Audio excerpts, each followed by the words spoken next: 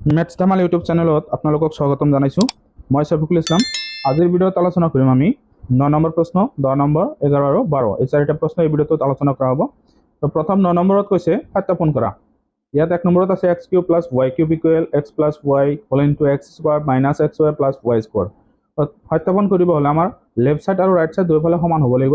গতিকে আমি প্ৰথমটো লৈছোঁ। তো ইয়াত আমাৰ প্ৰথমটো লোৱা হ'ল x cube plus y cube equal x plus y whole into x square minus xy plus y square. এতিয়া আমি কি কৰিম, এইখিনি হ'ল আমাৰ লেফ্ট ছাইড আৰু এইখিনি হ'ল আমাৰ ৰাইট ছাইড। এতিয়া ৰাইট ছাইডৰ পৰা আমি প্ৰমাণ কৰি দেখুৱাম যে লেফ্ট ছাইডৰ লগত মিলি যায়। এতিয়া ইয়াত আমি কি কৰিম, সত্যাপন কৰিম। সত্যাপন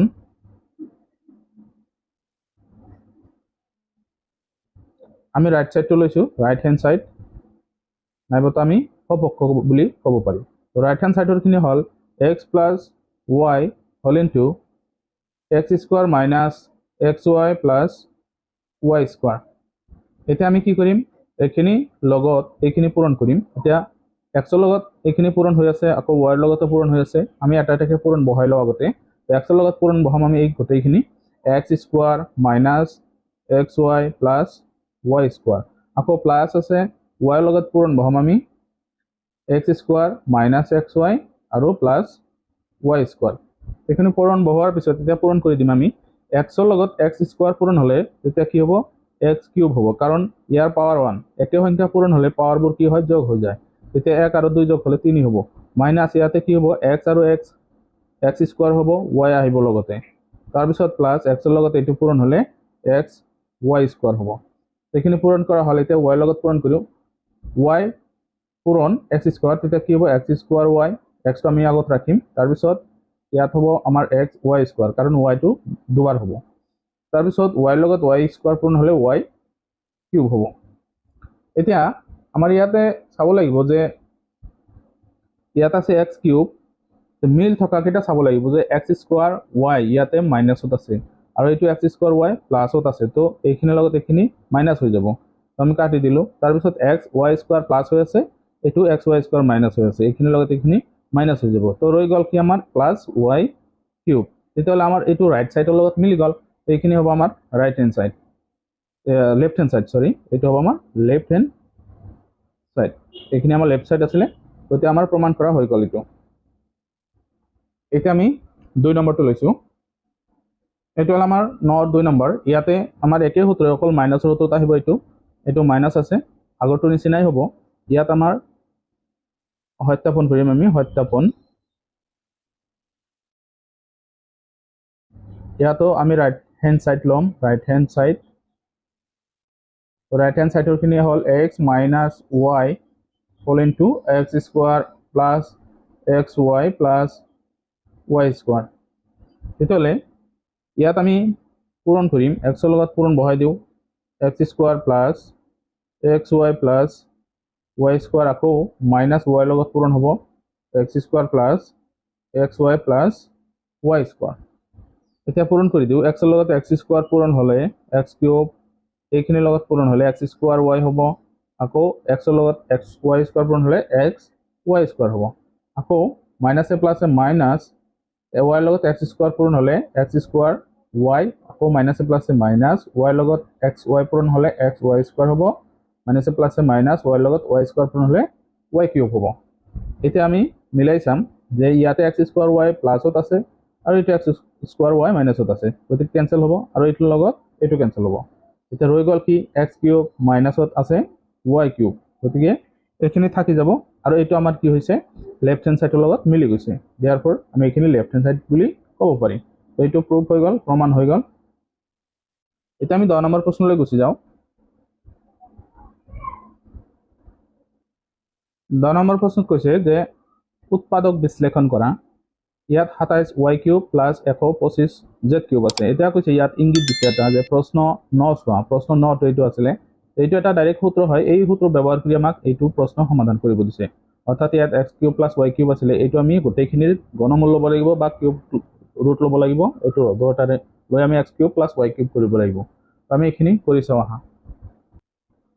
ইয়াত আমি 27ৰ ঘনমূল ল'ম। 27ৰ ঘনমূলটো হ'ল, 27ক যদি আমি উৎপাদক উলিয়াওঁ, 3ৰে হৰণ দিলে 9 বাৰ যাব, আকৌ 3ৰে দিলে 3 বাৰ যাব।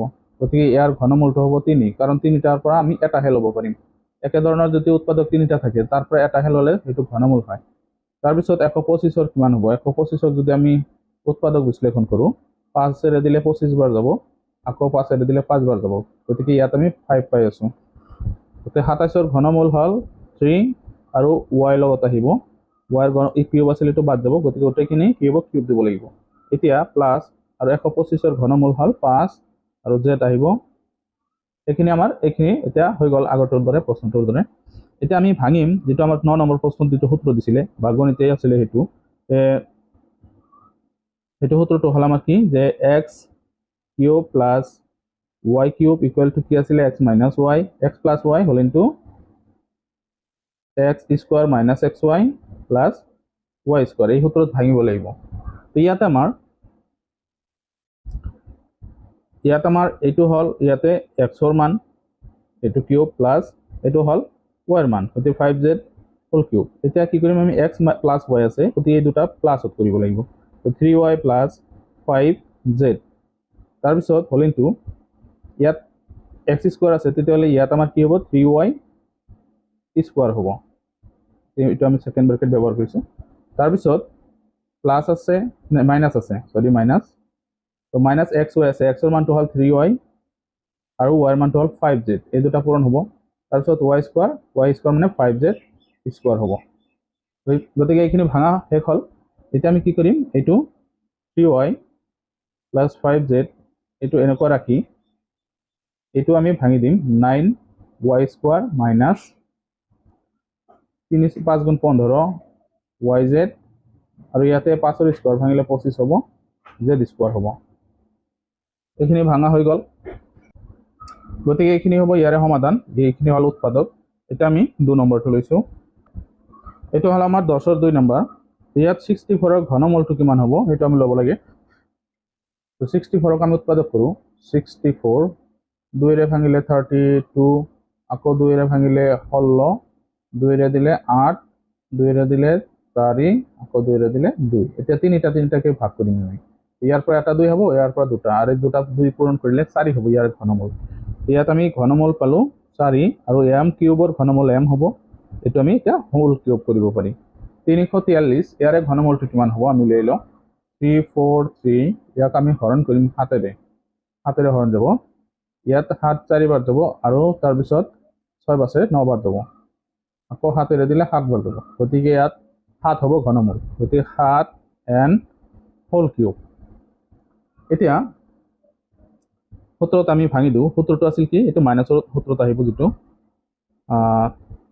এটো আছিল x cube minus y cube equal to কি আছিল x minus y x square plus xy plus y square এতিয়া এই সূত্ৰটোত আহিব আমাৰ যেটো 9 নম্বৰৰ 2 নম্বৰ প্ৰশ্ন আছিল এতিয়া ইয়াত আমি কি কৰিম এইটো x ৰ মানটো হ'ব এইখিনি আৰু y ৰ মানটো হ'ব এইখিনি তেতিয়ালে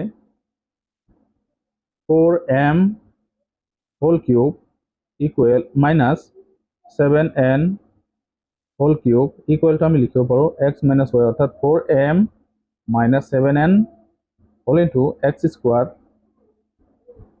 আছে ইয়াতে x ৰ মানটো হ'ব 4m এটো স্কয়াৰ হ'ব প্লাসত আছে xy x ৰ মানটো হ'ল 4m into y ৰ মানটো হ'ল 7n তাৰ পিছত y স্কয়াৰ হ'ব 7n whole square এতিয়া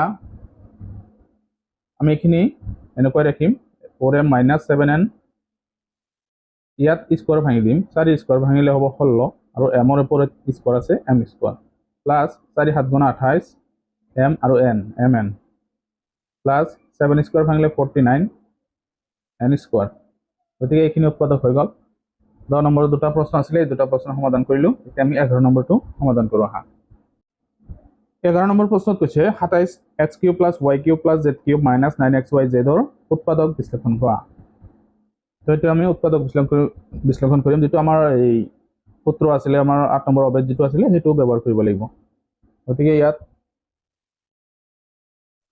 গতিকে আমাৰ সূত্ৰটো কি আছিল এটো আমি জানি লওঁ 28 নম্বৰ 8 নম্বৰ অবেদটো হ'ল x cube plus y cube plus z cube আছিল তাৰ পিছত minus 3xy z আছিল এইটো আমি সমান সমান কি পাইছিলোঁ x plus Y plus Z আৰু পাইছিলোঁ x square plus Y square plus Z square. তাৰপিছত আমি পাইছিলোঁ minus x Y minus Y Z আৰু মাইনাছ জেড এক্স, এইখিনি আমি পাইছিলোঁ।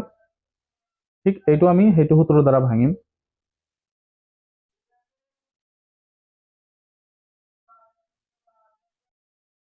27x cube plus y cube plus z cube minus 3xy z, ইয়াত 3 নহয় 9 আছে। এতিয়া 27ৰ ঘনমূলটো হ'ল 3 আৰু x, এইটো আমি হোল কিউব ল'লোঁ, xৰ মান পালোঁ আমি। এইটো হ'ল y কিউব, yৰ মান পালোঁ z কিউব। তাৰপিছত সূত্ৰ হিচাপত 3 আহিব, xৰ মানটো হ'ল 3x, yৰ মানটো হ'ল y আছে আৰু zৰ মান z আছে। এতিয়া আমাৰ এইটো মিলি গ'ল। এতিয়া আমি কি কৰিম, সমান চিহ্নৰ সোঁফালৰখিনি আমি মিলাম। এতিয়া সমান চিহ্নৰ সোঁফালে কি কি আছে, x plus y plus z। এতিয়া xৰ মানটোত আছে কি 3x প্লাছ yৰ মানটো y আছে, zৰ মানটো z আছে। এতিয়া x স্কোৱাৰ মানে হ'ল 3x square plus y square, y আছে y স্কোৱাৰ হ'ব, zৰ মানটো z আছে, সেইকাৰণে z স্কোৱাৰ হ'ব। এতিয়া হ'ব মাইনাছ এক্স ৱাই। তো মাইনাছ এক্স ৱাই হ'লে মাইনাছ এক্সৰ মানটো হ'ল 3x আৰু ৱাইৰ মানটো y আছে, তাৰপিছত মাইনাছ ৱাই জেড, ৱাইৰ মানটো y আৰু জেডৰ মানটো z আছে, মাইনাছ জেড এক্স হ'লে এক্সৰ মানটো হ'ল 3x আৰু জেডৰ মানটো হ'ল z, গতিকে এইখিনি বহাই দিলোঁ। এতিয়া কি কৰিম, এইখিনি আমি 3x plus y plus z লিখাৰ পিছত এইখিনি স্কোৱাৰ ভাঙি দিম। 3 স্কোৱাৰ ভাঙিলে 9 হ'ব, x স্কোৱাৰ, তাৰপিছত y square plus Z square, এইখিনি হ'ব 3xy মাইনাছ এইখিনি হ'ব yz, তাৰপিছত মাইনাছ 3xz, গতিকে আমাৰ এইটো উৎপাদক হৈ গ'ল। এইটো একেবাৰে একে হাতীত লিখিব গ'লে এনেকুৱা হ'ব 3x plus y plus z 9x square plus y square plus z square minus 3xy 3y direct yz minus 3xz, গতিকে উৎপাদক হৈ গ'ল এইখিনি। 12 নম্বৰ প্ৰশ্নটোত কোৱা হৈছে ইয়াতে যে সত্যাপন কৰা যে x cube plus y cube plus z cube minus 3xyz 1/2 x plus y plus z whole into x minus y whole square plus y minus z whole square plus z minus x whole square. তো এইখিনি আমাৰ সত্যাপন কৰিব দিছে, right চাইডৰ লগত left চাইডৰ লগত right চাইডখিনি সত্যাপন কৰিব লাগিব। তো এতিয়া আমি সত্যাপন কৰোঁ আহা। গতিকে ইয়াৰে আমি কি কৰিম, আমাৰ লেফ্ট হেণ্ড চাইড যিটো আছে সেইটো আমি ল'ম, ইয়াতে সত্যাপন কৰিম। তো আমি প্ৰুভ বুলি লিখিলোঁ, সত্যাপন মানে প্ৰমাণ কৰা। লেফ্ট হেণ্ড চাইড আমি লৈছোঁ, অৰ্থাৎ এইখিনি ল'ম আমি x cube plus Y cube plus Z cube minus 3xy z। ইয়াৰ পৰা আমাৰ প্ৰমাণ কৰি দেখুৱাম আমি যে এইখিনি হয়নে নাই। এতিয়া সূত্ৰ হিচাপত আমাৰ ধৰিব গ'লে 8 নম্বৰ যিটো অবেদ আছিলে সেই অবেদ হিচাপত লিখিব গ'লে যে এইখিনি সলনি আমি কোনখিনি ব্যৱহাৰ কৰিব পাৰি, আমি 8 নম্বৰ অবেদটো দেখুৱাই দিছোঁ প্ৰথমত। এইটো হ'ল আমাৰ 8 নম্বৰ অবেদ, এইখিনি আমাৰ দি আছে প্ৰশ্নটোত, এইখিনি সলনি আমি এইখিনি লিখিব পাৰিম x plus y z y plus z whole into x square plus y square plus z square minus x y minus y z minus z x, এইখিনি লিখিব পাৰিম। গতিকে ইয়াত আমি এইখিনি লিখি লওঁ।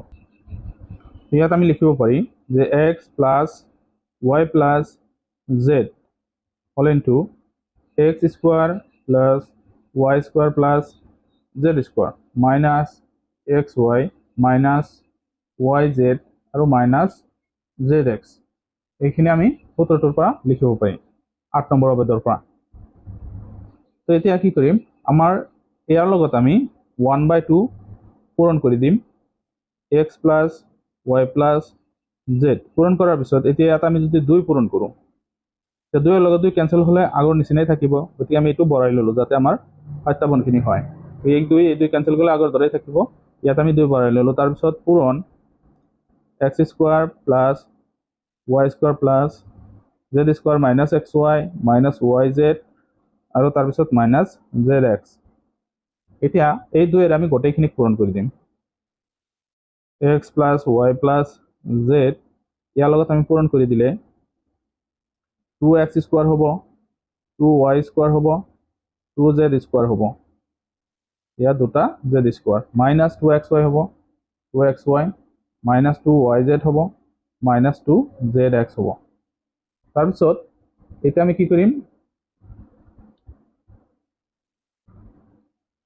1/2 x plus y plus z ইয়াত আমি এইখিনি ভাঙি দিম x স্কোয়ার দুটা আছে ইয়াত আমি কি কৰিম x square plus x square বুলি লিখিম তাৰপিছত y square plus y square plus z square plus z square প্রত্যেকটোতে দুটা দুটাকে আছিল আমি দুটা দুটাকে যোগ কৰি দিছো minus 2xy minus 2yz minus 2zx এইখিনি লিখিলো এতিয়া 1/2 x plus y plus z ইয়াত আমি কি কৰিম x স্কোয়াৰ ইয়াৰ লগত আমি বহাম minus 2xy আৰু তাৰ লগত বহাম আমি y স্কোয়াৰ এটা লম y স্কোয়াৰ তেতিয়া এটা x স্কোয়াৰ গল এটা y স্কোয়াৰ গল আৰু 2xy গল তাৰপিছত প্লাস আমি এটা লম y স্কোয়াৰ ইয়াৰ পৰা এটা y স্কোয়াৰ ললো মাইনাসত 2yz লম yz আৰু প্লাসত আমি z স্কোয়াৰ লম z স্কোয়াৰ এটা লম